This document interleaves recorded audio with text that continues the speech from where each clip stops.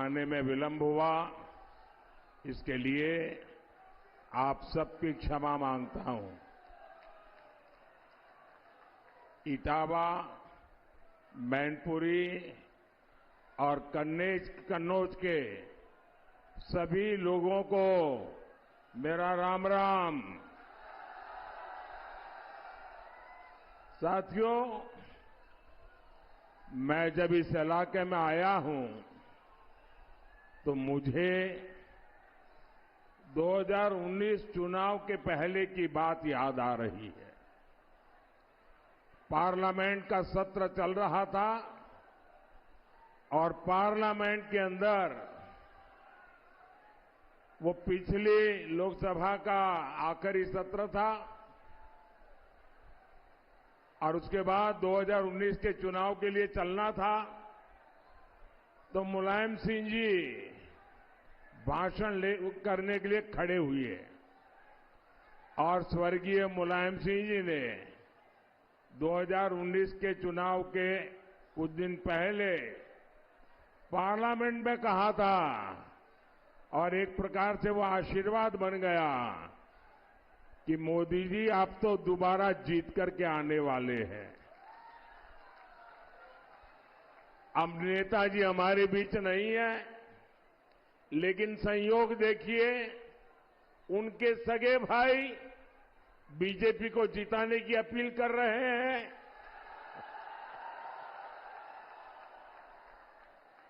उनके दिल की बात जुबान पर आ ही गई। भाइयों और बहनों, मोदी अपने 10 साल के कार्यकाल के बाद फिर एक बार आपसे आशीर्वाद मांगने आया है। आप सबने मेरी मेहनत देखी है, ईमानदारी से आप लोगों की सेवा करना ये मेरा धर्म रहा है। अब मोदी भारत के लिए आने वाले 5 साल ही नहीं 25 साल का रास्ता बना रहा है। भारत 1000 साल के लिए सशक्त हो, मोदी उसकी नींव तैयार कर रहा है। और मोदी ये सब क्यों कर रहा है? क्योंकि मोदी रहे या न रहे, देश हमेशा रहेगा।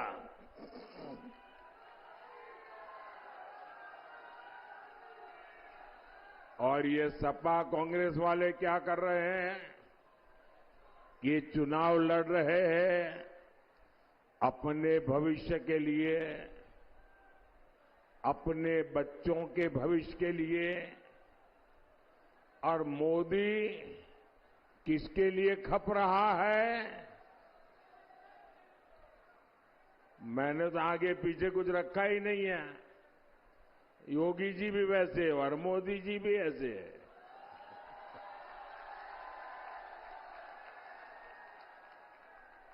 ये मोदी योगी खप क्यों रहा है? हमारे तो बच्चे हैं नहीं। हम खप रहे हैं आपके बच्चों के लिए। हम खप रहे हैं आपके बच्चों का भविष्य बनाने के लिए। ये विकसित भारत का संकल्प क्या है? ये विकसित, ये सिर्फ 4 शब्द वाला मामला नहीं है। इसमें 4 शब्द और जुड़े हैं। आपके बच्चों का सुखी संसार, आपके बच्चों की आय, उनका रोजगार, यही तो विरासत है जो मोदी आपके बच्चों के नाम लिखना चाहता है। और साथियों, इन परिवारवादियों की विरासत क्या है? इनकी विरासत गाड़ी, बंगला, राजनीतिक रसूख, कोई मैनपुरी, कन्नौज और इटावा को अपनी जागीर मानता है, कोई अमेठी रायबरेली को अपनी जागीर मानता है, लेकिन मोदी की विरासत गरीब का पक्का घर है। मोदी की विरासत देश की करोड़ों माताओं बहनों को मिला शौचालय है। मोदी की विरासत दलित पिछड़ों को मिला बिजली, गैस, नल, ये जो सुविधा है ना, वो मोदी की विरासत है। मोदी की विरासत गरीबों को मिला मुफ्त अनाज है। मोदी की विरासत गरीबों को मिला मुफ्त इलाज है। मोदी की विरासत आपके बच्चों के उज्जवल भविष्य के लिए बनाई गई राष्ट्रीय शिक्षा नीति है। मोदी की विरासत तो सबकी है, सबके लिए है। कौन जानता है कि 2047 में, 2047 में आपका ही बेटा बेटी प्रधानमंत्री बने, मुख्यमंत्री बने।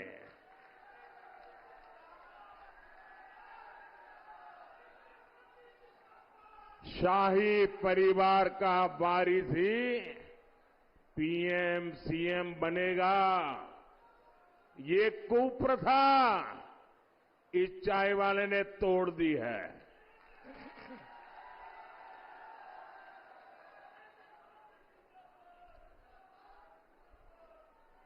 हमारे यहां कभी राजा राममोहन राय का नाम आता है कि भाई उन्होंने फलानी कुप्रथा तोड़ दी।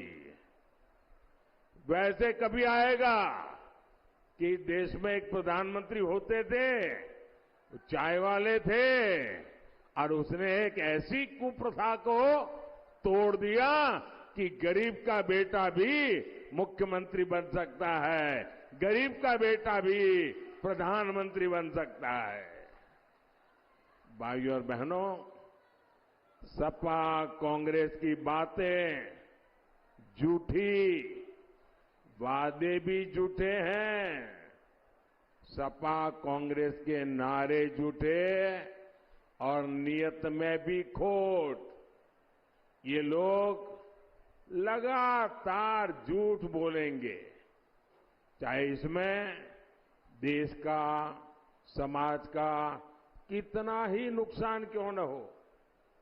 इन लोगों ने देश को कोरोना के संकट काल में भी नहीं छोड़ा था। मोदी तब एक एक जीवन बचाने में जुटा था। देश के वैज्ञानिकों ने टीका बनाया, लेकिन सपा कांग्रेस के लोग उसको भी बदनाम करते थे। खुद चोरी छिपे टीके लगवाते थे और टीवी पर, सोशल मीडिया पर जनता को भड़काते थे ताकि हाहाकार फैले और पाप मोदी के माथे पर लगे। साथियों, अब ये हमारा लोकतंत्र, हमारे संविधान को लेकर झूठ फैलाने में एड़ी चोटी का जोर लगा रहे हैं। क्यों? क्योंकि मोदी ने इनके वोट बैंक को उनकी तुष्टीकरण की पोल खोल दी है। साथियों, आपको पता होना चाहिए 75 साल पहले जब देश का संविधान बना, उस समय देश के विद्वान लोग संविधान बना रहे थे, तो हमारे संविधान निर्माताओं ने कहा था कि धर्म के आधार पर आरक्षण नहीं होगा। बाबा साहब आम्बेडकर ने कहा था, अरे खुद नेहरू जी ने भी कहा था कि धर्म के आधार पर आरक्षण नहीं होगा। लेकिन अब सपा, कांग्रेस, ये सारी कंपनी एससी, एसटी, ओबीसी का आरक्षण छीनकर उसे धर्म के आधार पर बांटना चाहते हैं। कर्नाटका में रातों रात इन्होंने मुस्लिम जातियों को ओबीसी घोषित कर दिया। रातों रात फतवा निकाला, थप्पा मार दिया कि कर्नाटक में जितने मुसलमान हैं सबके सब ओबीसी। तो परिस्थिति क्या हुई? वहां जो ओबीसी को 27% आरक्षण मिला हुआ था, इसका सबसे बड़ा हिस्सा इन्होंने डाका मार लिया, चोरी कर ली। बाकियों के पास कुछ बचा ही नहीं। यूपी में अगर ऐसा हुआ तो ये मेरे यादव भाई बहन, मेरे मौर्य भाई बहन, मेरे लोध भाई बहन, मेरे पाल भाई बहन, मेरे जाटव भाई बहन, मेरे साक्य भाई बहन, मेरे कुशवाहा भाई बहन, इन सबके हक का क्या होगा? ये बहुत बड़े खतरे की घंटी है। साथियों, सपा वाले जिस समाज का ठेकेदार होने का दावा करते हैं, ये भ्रम भी टूट जाएगा। या तो ये अपने परिवार का भला करते हैं या फिर अपने वोट बैंक का। आप लोग याद रखिए, आज भी सपा को पूरे प्रदेश में उम्मीदवार बनाने के लिए अपने परिवार के बाहर कोई यादव नहीं मिला, जबकि ये भाजपा है जिसमें कोई भी कार्यकर्ता बड़े से बड़े पद पर पहुंच सकता है। और इसीलिए आज मध्य प्रदेश के मुख्यमंत्री हमारे मोहन यादव जी मुख्यमंत्री जी के नाते मध्य प्रदेश को दौड़ा रहे हैं। ये है भाजपा की नीति, ये है भाजपा की रीति, ये है भाजपा का जीता जागता उदाहरण। भाइयों और बहनों, सपा कांग्रेस की खोटी नीयत का हिसाब बहुत लंबा है। आप याद कीजिए, 5 साल पहले कांग्रेस का शाही परिवार चुनाव के समय मंदिर मंदिर घूम रहा था। कोई कहता था इस कोने में मंदिर है, अरे बोलो चलो भाई। कांग्रेस के शहजादे ने तो कोट के ऊपर जनेऊ तक पहन लिया था। लेकिन इस बार मंदिर के दर्शन बंद, कोट के बाहर टंगा जनेऊ उतर गया। इतना ही नहीं, 500 साल बाद एक ऐतिहासिक पल आया। पूरा देश भव्य राम मंदिर बनने से खुश हुआ, लेकिन इन्होंने प्राण प्रतिष्ठा का निमंत्रण भी ठुकरा दिया। साथियों, इनको तो इतनी नफरत है। अभी मैं द्वारिका जी गया था गुजरात में, और आपको मालूम है पुरातत्वविद कहते हैं कि भगवान श्री कृष्ण की जो द्वारिका है वो समुद्र के नीचे डूबी हुई है। तो पुरातत्वविदों ने खोज के निकाला है। तो मेरा मन करता था कि जो द्वारिका प्रभु कृष्ण ने बनाई है मुझे वहां जाकर के माथा टेकना चाहिए। और इसलिए मैं समुद्र में नीचे गया, पूजा की और भगवान कृष्ण को पसंद मोरपिंच वहां भेंट चढ़ा करके आया। अब एक कांग्रेस के साझादे को बड़ी परेशानी है कि कृष्ण क्यों पूजा करने के लिए नीचे गए क्यों। अब मैं ये यहां के सपा वालों को पूछना चाहता हूं, अरे आप तो अपने आप को यदुवंशी कह रहे हो, श्री कृष्ण के वारिस कह रहे हो और देश का प्रधानमंत्री श्री कृष्ण की पूजा करे और तुम्हारे अपने साथी उसकी आलोचना करे। अरे तुम काहे को यदुवंशी हो रहे।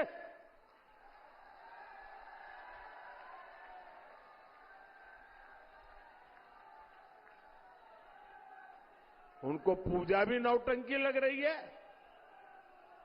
मोदी को गाली देते देते ये लोग भगवान कृष्ण की पूजा तक का अपमान करने लगे हैं और ये यदुवंशी उनकी आरती उतार रहे हैं। आपको शहजादे की आरती उतारनी है तो उतारो, मोदी तो श्री कृष्ण की आरती उतारेगा उतारेगा उतारेगा। पहले उन्होंने कहा कि द्वारका में समुद्र के बीच कुछ है ही नहीं। अब कल उन्होंने फिर कृष्ण पूजा का मजाक उड़ाया। इन्हें आपकी आस्था से कोई मतलब नहीं है।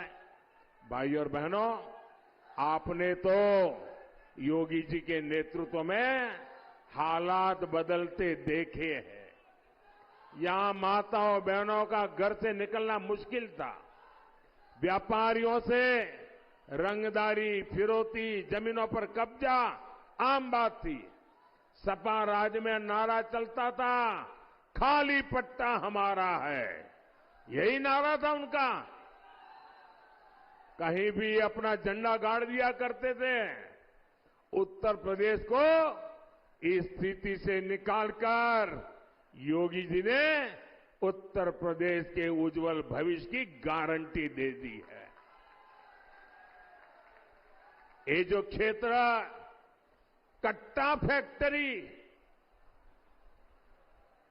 कट्टा बनाने का काम, अब आज देखिए कमाल, यहां डिफेंस कॉरिडोर बन रहा है। आज यहां के वस्त्र उद्योग और कन्नौज के इत्रकी को नई पहचान मिल गई है। और मैं तो विदेश के मेहमान मिलते हैं ना, तो कन्नौज के इत्र की सुगंध उनको अवश्य मौका देता हूं, क्योंकि उन्होंने नेचुरल चीजें देखी नहीं है जी। G20 की बैठक में भी मैंने दुनिया के जितने बड़े बड़े लोग आए थे ना, ये कन्नौज का इत्र मैंने उनको उपहार में दिया था। भाई देश का गौरव ऐसे बढ़ता है। साथियों, किसानों का, पशुपालकों का हित हमारी प्राथमिकता है। इटावा के किसानों के पीएम किसान सम्मान निधि के करीब 700 करोड़ रुपए दिए गए। ये गोपालक भाई बहनों का इलाका है, यहां पशुओं की पूजा होती है। हमारी सरकार ने इस इलाके में हजारों पशुओं का मुफ्त टीकाकरण कराया है। यहां हमारे छोटे किसान बाजरा भी खूब उगाते हैं। आपके बाजरे को श्री अन्न के रूप में दुनिया के बाजारों तक पहुंचाऊंगा, ये मोदी की गारंटी है। हम आलू, टमाटर किसानों के लिए कोल्ड स्टोरेज भी बनाने वाले हैं, फूड प्रोसेसिंग फैक्ट्रियां लगाने वाले हैं। इसके लिए भी हम किसान उत्पादक संघों, एफपीओ को बढ़ावा दे रहे हैं।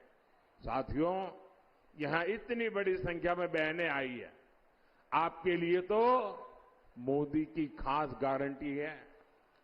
मुझे गांव की बहनों को ड्रोन पायलट बनाना है ताकि वो खेती में ड्रोन क्रांति की लीडर बने।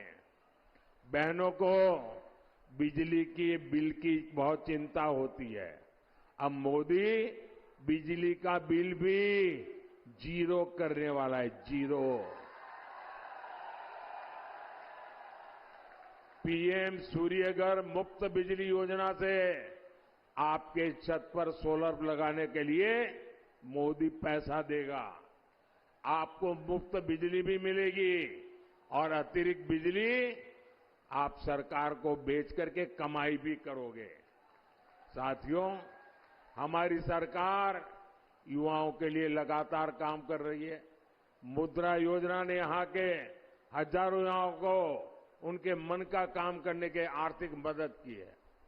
अब भाजपा ने तय किया है कि मुद्रा योजना के तहत बिना गारंटी 20 लाख रुपए तक की मदद मिला करेगी। इससे युवाओं को स्वरोजगार के नए मौके मिलेंगे। यहां जो इंफ्रास्ट्रक्चर के काम हो रहे हैं, यहां जो कनेक्टिविटी के काम हो रहे हैं, इससे युवाओं के लिए अवसर बढ़ेंगे।